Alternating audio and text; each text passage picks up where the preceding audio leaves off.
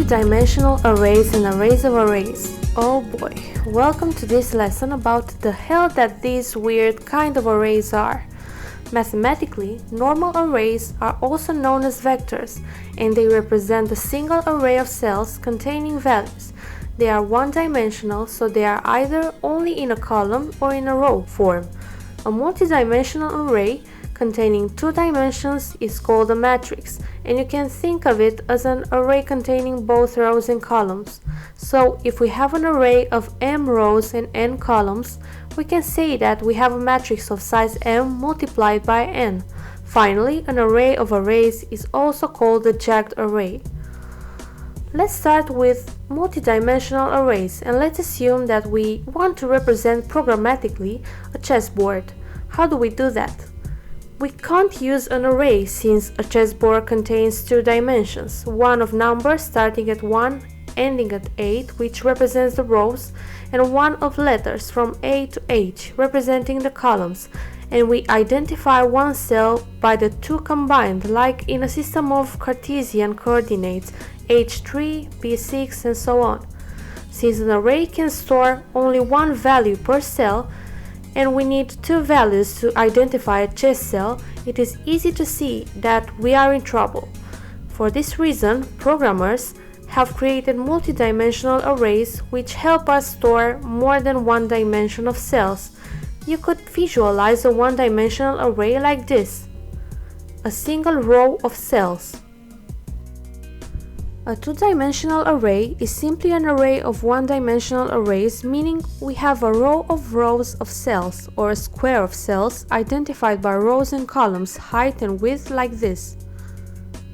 A three-dimensional array is an array of two-dimensional arrays, meaning we have a row of squares of cells, or a cube of cells, identified by height, width and depth, like this. A four-dimensional array is an array of three-dimensional arrays, meaning a row of cubes of cells, and so on and so on. The way we declare a multidimensional array is by placing commas inside the square brackets to tell the compiler how many dimensions our multidimensional array will have. 1 comma means 2 dimensions, 2 commas 3 dimensions, and so on. When we initialize our multidimensional array, we need to specify the number of cells each dimension will have. In other words, for example, for a two-dimensional array, we need to specify how many rows and columns will it have, and we do it like so.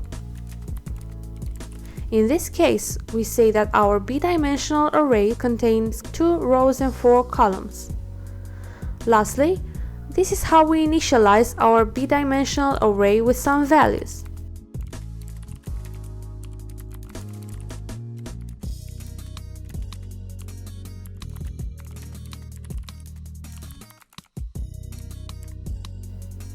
You can clearly see that we define 2 blocks representing the rows, each containing 4 values, representing the columns.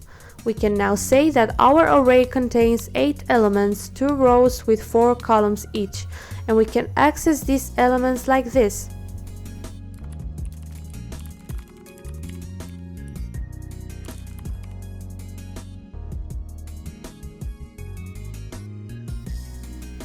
Which means we access the matrix array by giving it a row and a column and extending on that concept.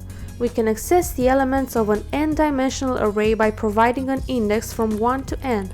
Keep in mind that if we declared our multidimensional array as having 2 rows and 4 columns, we cannot add 5 elements in one of these rows, just as we can't add more than 2 rows.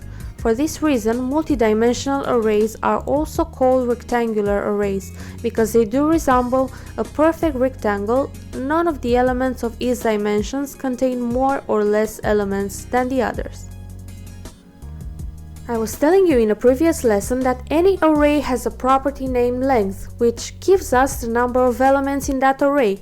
This is also true in case of multidimensional arrays, so if we display the length property of the matrix multidimensional array at the console, we will see that it says 8, because that's how many elements the whole array contains in all its dimensions. So the length property does not give the number of elements in a row or a column. It gives the total number of elements in all rows and columns. This is actually because behind the scenes the compiler will convert our multidimensional arrays into normal arrays, and we can test this by simply deleting the brackets and the dimensional commas and changing the number of elements in the initialization to the total number of elements in the multidimensional array. So really, multidimensional arrays are actually just normal arrays. They were created just so we can better visualize and manipulate data that repeats in more than one dimension, like the cells in some rows. If we do want to see how many elements a certain dimension contains, we can use a function called getLength, to which we give the number of dimensions for which we want to get the numbers of elements starting from 0. So if we want to see how many rows our matrix array contains, we call the getLength function with the value of 0, because the rows are the first dimension of our multidimensional array and they have an index of 0. Similarly, if we want the number of columns, we call the getLength function with the value of 1, because the columns are the second dimension of the matrix array. So we can get the number of elements of the nth dimension in an m-dimensional array by calling the getLength function with the 0-based index of the nth dimension. If we want to display the elements of a multidimensional array, we need a for loop that will iterate through the rows, and inside it another for loop that will iterate the columns. The reason for placing the for loop for columns inside a for loop for rows is that we want to iterate all columns of each row. So for each iteration of the rows, we need to iterate all columns of the iterated row. In other words, we need a nested for loop, and if you don't know what that is, or you're having difficulties conceptualizing it, go watch my video about the loops where I explain them. If you want to use a for each loop, since a multidimensional array is converted by the compiler into a normal array, we can simply use it just like we do on a normal array. Arrays of arrays, or jagged arrays, are basically arrays in which each cell is actually another array on its own. That means that a jagged array contains in its cells references to other arrays, as opposed to multidimensional arrays, which store all the values in a single array behind the scenes. If you don't know what references are, I have a video explaining value and reference types too, so go watch that one first. The way we declare an array of arrays is this. And the way we initialize it is this. Notice that I'm only specifying a number on the first indexer, not on the second. If I put a number in here, the compiler will actually give me an error because my jagged array variable is actually a reference to a single dimensional array, and that single dimensional array references other 3 arrays, which will have their sizes defined when we populate the data in them. Now let's give them some values. The first cell in my jagged array gets an array of 6 elements. The second gets an array of 3 elements. And the third cell gets an array of 4 elements. Now it becomes clear that the reason for calling them jagged arrays is the fact that the referenced arrays can have any number of elements inside them, which, as you can see, I no longer select as a rectangle as I did for the multidimensional one.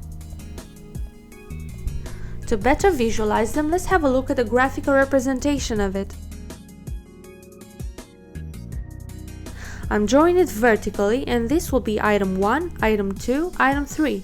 Now, instead of storing integers inside them, as I did in the previous video, I'm storing references to other arrays. So this one references another array that stores integers, just like you saw in the previous videos. The second cell references another array, which has a different length.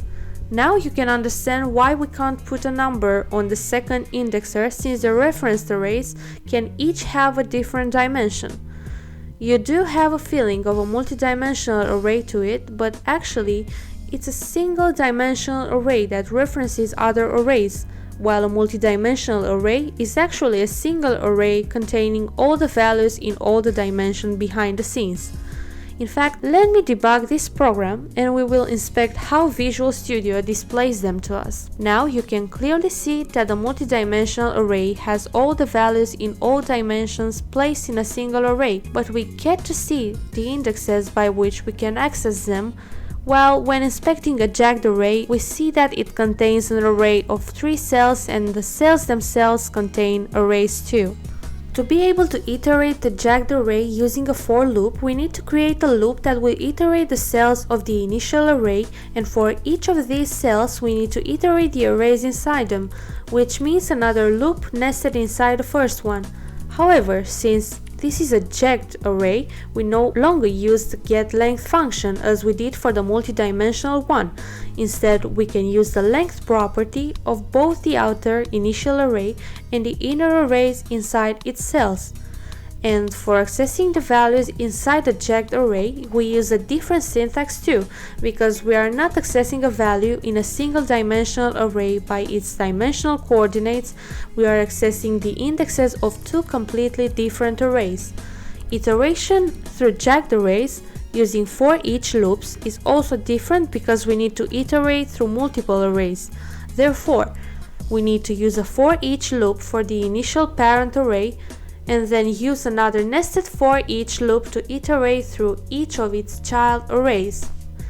Just like for the multidimensional arrays, where we can specify any number of dimensions we want, we can also specify jagged arrays of any number of jaggedness, if there's even such a term in English, where we can have arrays of arrays of arrays, for instance, in which we have one dimensional array that references other one-dimensional arrays, which they themselves reference other arrays. We can even have jagged arrays or multidimensional arrays, but that's already way too complicated to visualize, and you will probably never use them. This is it about multidimensional and jagged arrays. In the next lesson we will learn why array indexes are 0 based instead of 1 based. Until then, goodbye!